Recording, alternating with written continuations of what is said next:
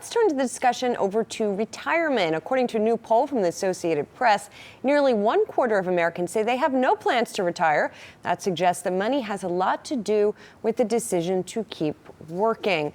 And indeed, we also have gotten other surveys that people are not saving enough for retirement. But this is interesting here.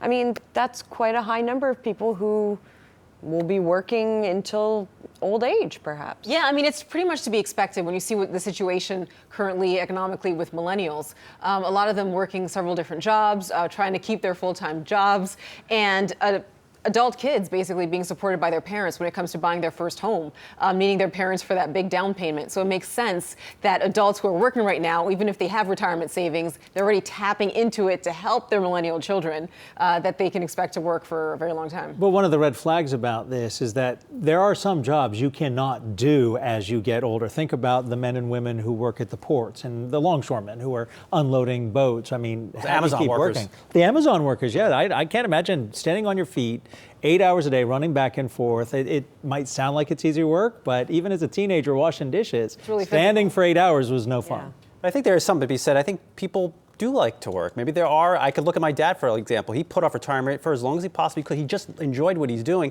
He had his savings. He had his retirement planned out. He just enjoyed his coworkers. I think there's a component there, but obviously the bigger component is what Sibile was talking about. Yeah, and there's also people who, they would like to keep working, but then there's a layoff that happens, an illness, an injury, and they're out.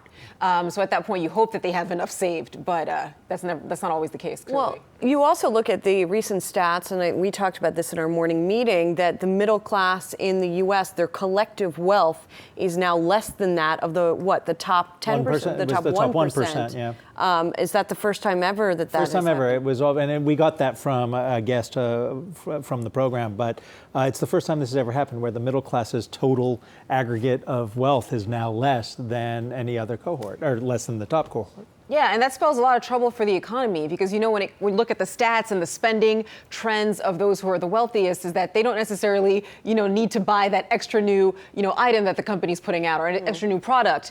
They don't buy in the same capacity or numbers as the middle class does. So when you figure out that the middle class has less wealth than that top percent, it's worrisome. It's also a problem for government because the majority of taxes are raised by taxing the middle class. So if the middle class's wealth is shrinking, your government, perhaps the revenue it gets from taxation is going to shrink too. I'd also say, Adam, I think a lot of people, even outside of that, continue to live in a fear of another market meltdown. Their stock accounts lose a lot of value instantly. Their home price that have come back in many respects to pre-crisis levels, that fear is lingering, and it's very much still out there.